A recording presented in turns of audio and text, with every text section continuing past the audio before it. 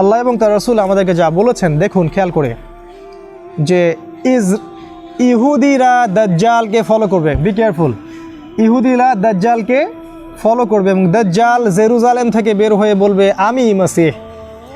যদি এমন একজন মানুষ জেরুজালেম থেকে বের হয়, অবশ্যই তিনি একজন মানুষ, সে কোনো সভ্যতা নয়, এটাও ক্লিয়ার করে দিচ্ছি, সে কোনো সিভিলাইজেশন নয়। তবে হ্যাঁ, অনেক সভ্যতা তাকে ফলো করবে। যারা ওয়ান আইড, এক চোখা, তারা তাকে ফলো করবে। যাদের দুই চোখ নাই তারা ওকে ফলো করবে। দুই চোখ নাই তারা ওকে ফলো করবে, কারণ দাজ্জাল ইকোনমিক আপনাকে প্রগতি দিবে, অগ্রগতি দিবে, আপনাকে সব কিছুই দিবে, জান্নাত দিবে যেটা জাহান্নাম। তো জেরুজালেম থেকে একজন বের হয়ে যদি বলে আমি দাজ্জাল, আর ইসরায়েল বা ইহুদিরা যদি সারা ওয়ার্ল্ডকে রুল না করে, তাহলে কোনো ইহুদিও বিশ্বাস করবে না যে সে দাজ্জাল। আমার পয়েন্টটা বোঝার চেষ্টা করেন। যখন ইহুদিরা সারা ওয়ার্ল্ডকে রুল করবে, তারা ওয়ার্ল্ডের রুলিং স্টেটে পরিণত হবে, তখন যদি কেউ বের হয়ে বলে যে আনাল মাসিহ, আমি হচ্ছে দাজ্জাল, তখন তারা তাকে বিশ্বাস করবে। এখন তারা অনেক ব্ল্যাক ম্যাজিকও প্র্যাকটিস করে এবং তারা তার উপাসনাও করে, এবং তারা অপেক্ষায় বসে আছে কখন তিনি আসবেন। আর আস্তে আস্তে আস্তে আস্তে ইসরায়েল কিন্তু এই ওয়ার্ল্ডের রুলিং স্টেটে পরিণত হচ্ছে। ব্রিটেন, আমেরিকা, এই যে সিলসিলাটা, এটা অ্যাক্সিডেন্টালি হয়নি, এর পিছনে একজন মাস্টার মাইন্ড কাজ করছে। আর আমাদের মত হচ্ছে সেই মাস্টার মাইন্ড হচ্ছে দাজ্জাল স্বয়ং। সে পুরো ফেসটা তৈরি করে নিয়ে আসছে এবং তার খুরুজের সময়টা অনেক কাছে, যদিও আমরা এখন হালুয়া রুটি খাচ্ছি আর ঘুমাচ্ছি। নাও দেন, এখন আমাদের করণীয় কি? যে মালহামার কথা আমি বলেছি, সেই মালহামায় মুসলিমদের একজন নেতা থাকবেন। তিনি বের হবেন মদিনা থেকে, যাকে মক্কায় মানুষ ঘিরে ধরবে এবং তার হাতে বায়াত করবে, যাকে হাদিসে বলা হচ্ছে তিনি আল মাহদি, যার নাম মুহাম্মদ। এবং তিনি 8 বছর বা 9 বছর তিনি মুসলিমদেরকে রুল করবেন, খিলাফা স্টেট কায়েম করবেন। নট সৌদি আহলে সৌদের গভর্নমেন্ট নয়, তিনি খিলাফা স্টেট কায়েম করবেন। খিলাফা স্টেট কি আমি একটু আগে বলেছি, যেখানে আল্লাহর বিধান সুপ্রিম, আল্লাহর অথরিটি সুপ্রিম, যেখানে মানুষের ল চলে না। সেটা কেমন ইসলামিক স্টেট যেখানে খিলাফা নাই? আর খিলাফা স্টেটের অধীনে সমস্ত মানুষের অধিকার স্বতন্ত্র স্বাধীন। ইমামুল মাহদি যখন ইমার্জ করবেন, তখন মুসলিমরা তার কাছে বায়াত করবেন।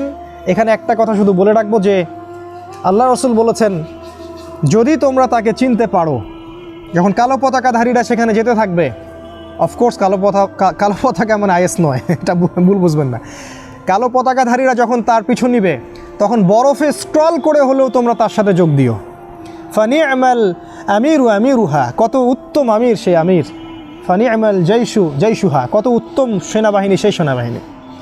এই সেনাবাহিনী ইমামুল মাহদির সাথে কনস্টান্টিনোপল বিজয় করবেন। ইমামুল মাহদিকে আক্রমণ করার জন্য সিরিয়া থেকে একটা দল আসবে, সেই দলকে আল্লাহ পাক বাইদা নামক জায়গা, মক্কা মদিনার মাঝখানে ধসিয়ে দিবেন। এটাই হচ্ছে বিগেস্ট সাইন যে তিনি হচ্ছেন আল মাহদি। এটা হতে থাকবে তখন যখন ইসরায়েল এই ওয়ার্ল্ডের রুলিং স্টেট, তার পাশাপাশি এটা হতে থাকবে। এবং একটা পর্যায়ে যখন তাদের সাথে আমাদের ডিফিট হবে, কারণ আল্লাহ রসুল বলেছেন লা তুকাতিলুনাল ইয়াহুদ, তোমরা অবশ্যই ইহুদিদের সাথে যুদ্ধ করবে। এই হাদিসটা যে বলতে সাহস পায় সেই স্কলার, এই হাদিসটা যে জনসমুখে বলতে সাহস করে সেই স্কলার। যাদের এই হাদিসগুলো বলার সাহস নাই তার স্কলার নয়। এই সত্য হাদিসগুলো যাদের বলার সাহস নাই তার স্কলার নয়। তিনি বলেছেন তোমরা অবশ্যই ইহুদিদের সাথে যুদ্ধ করবে, এবং একটা ইহুদি যদি পাথরের পিছনে লুকায়, সেই পাথর পর্যন্ত বলবে যে ইয়া মুসলিম ইন্না ওয়ারাইল ইয়াহুদ তাআলাউ ফাকতুলু, আসো আমার পিছনে ইহুদি আছে, ওকে আসো হত্যা করে যাও। তার মানে ওদের সাথে আমাদের যুদ্ধ হবেই হবে, কারণ এই কথা কে বলেছেন? রাসূল সাল্লাল্লাহু আলাইহি ওয়াসাল্লাম বলেছেন। তারপর যখন তারা আমাদেরকে ঘিরে ফেলবেন সিরিয়ায় ইহুদিরা, এবং তাদের লিড দিবে দাজ্জাল, দেন ঈসা আলাইহিস সালাম আকাশ থেকে নামবেন ফেরেশতার ডানায় ভর দিয়ে, এবং তাকে দেখে দাজ্জাল, তার হাতেই দাজ্জালের হত্যা নিহিত আছে। এরপরে যে স্টেটটা কায়েম হবে সেটা হলো খিলাফা স্টেট। সারা ওয়ার্ল্ডে মুসলিমদের খিলাফা স্টেট কায়েম হবে।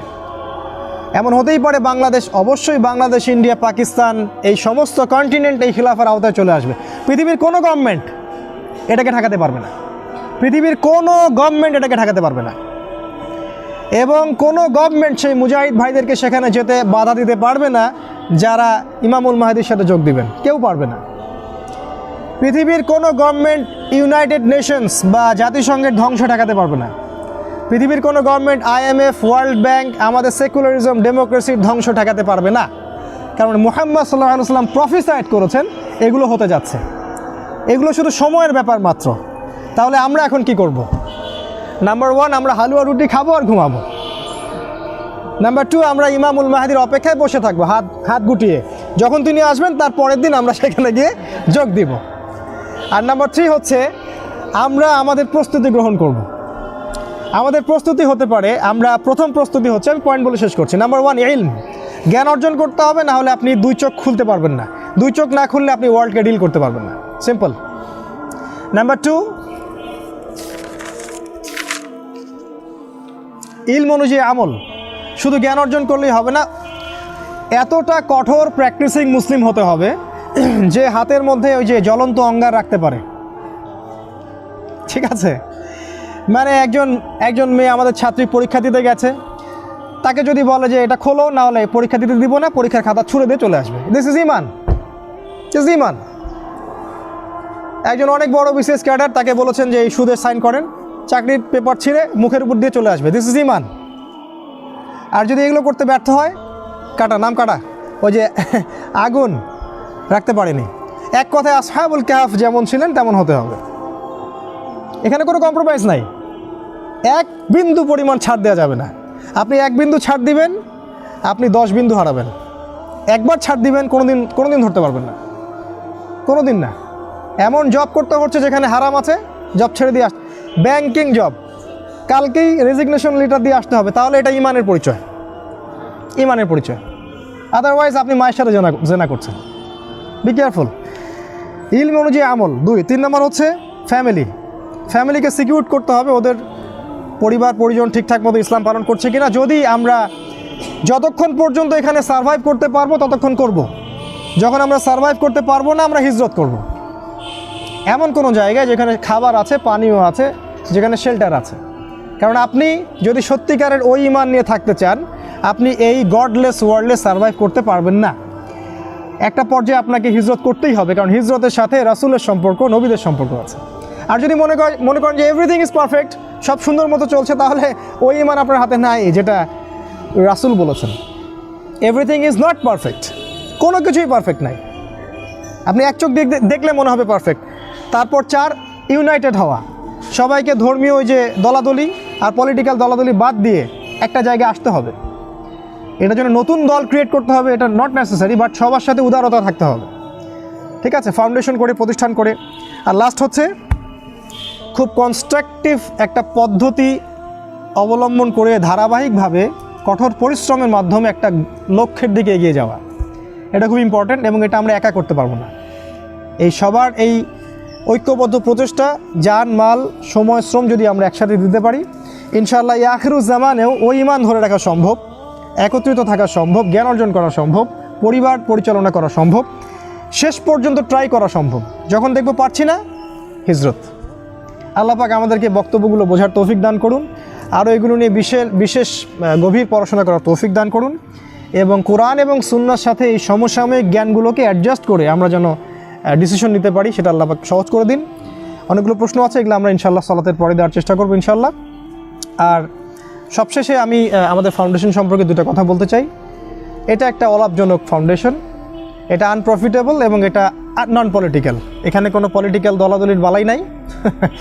হ্যাঁ, আপনি ব্যক্তিগতভাবে কোনো দলকে ভালোবাসতে পারেন, আমার তাতে কোনো আপত্তি নাই, কিন্তু আমরা যখন অ্যাজ এ উম্মাহ পাবলিক লাইফে আছি, তখন আমরা পলিটিক্যাল গ্রুপিংয়ের মধ্যে নাই। আর এই পলিটিক্স, সো কল ডেমোক্রেটিক পলিটিক্সের সাথে আমরা নাই। সেকেন্ড কথা হচ্ছে, আমরা এই ধর্মীয় ডিভাইডেশনের মধ্যেও নাই। তুই অমুক আর তুই অমুক, তুই এইখান বাদিস, তুই ওইখান বাদিস, হ্যাঁ, তুই হানাফি, তুই চরমনাই, তুই আটরশি, তুই আইলাদিস, এইসব টার্মিনোলজিগুলো আমরা অ্যাভয়েড করতে চাচ্ছি উম্মার স্বার্থে। আপনি পার্সোনাল লাইফে কোনো দলকে ভালোবাসতে পারেন, এটা আপনার পার্সোনাল প্রাইভেট ব্যাপার, এটা নিয়ে আমার কোনো দ্বিমত নাই।